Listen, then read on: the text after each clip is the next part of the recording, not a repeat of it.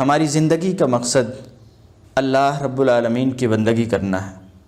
اللہ کی بندگی ہم نے کیسے کرنی ہے؟ یہ بات سب کو معلوم ہے کہ جب بندگی اللہ کی کرنی ہے تو طریقہ بندگی بھی وہی معتبر ہوگا جو اللہ رب العالمین نے دیا ہے۔ جو طریقہ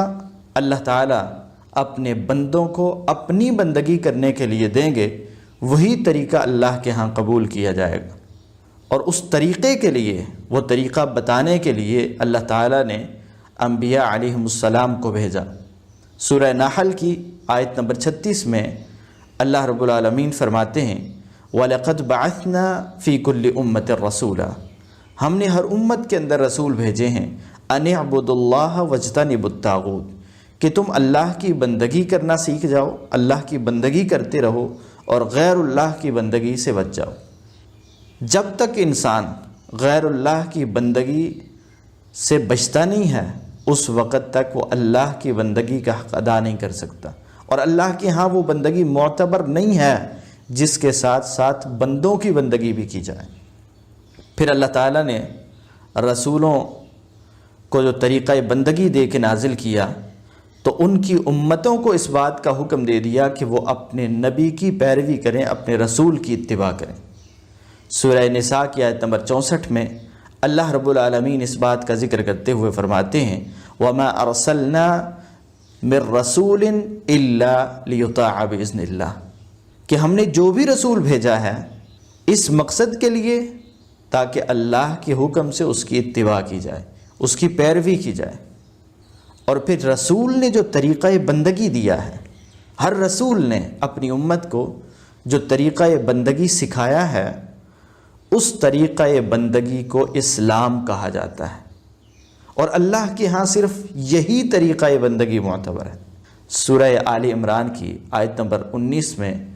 اللہ رب العالمین فرماتے ہیں ان الدین عند اللہ الاسلام، کہ اللہ کے ہاں دین، اللہ کے ہاں طریقہ بندگی، سلیقہ حیات صرف اسلام ہی ہے،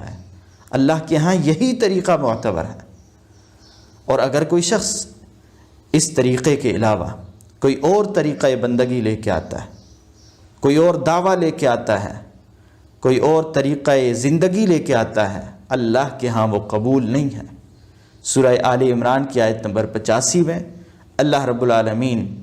اس بات کا ذکر کرتے ہوئے فرماتے ہیں وَمَن يَبْتَغِ غَيْرَ الْإِسْلَامِ دِينًا،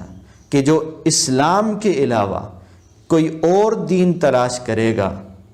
فَلَن يُقْبَلَ مِنْهُ، اس سے وہ ہرگز قبول نہیں کیا جائے گا۔ اسلام کے علاوہ کوئی شخص کوئی اور طریقہ بندگی لے کے آتا ہے، سلیقہ حیات لے کے آتا ہے، اس کی وہ بندگی اللہ کے ہاں قبول نہیں ہے۔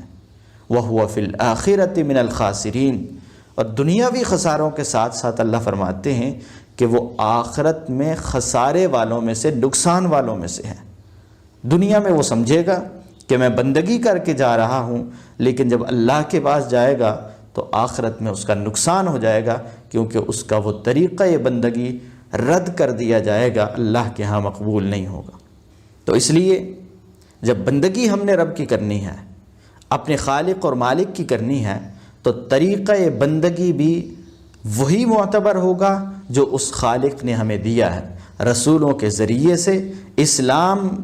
بندگی کے طریقے کے طور پہ، سلیقہ حیات کے طور پہ اللہ تعالیٰ نے مجھے اور آپ کو دیا ہے کہ ہم اس اسلام کے مطابق اللہ رب العالمین کی بندگی کرتے رہیں۔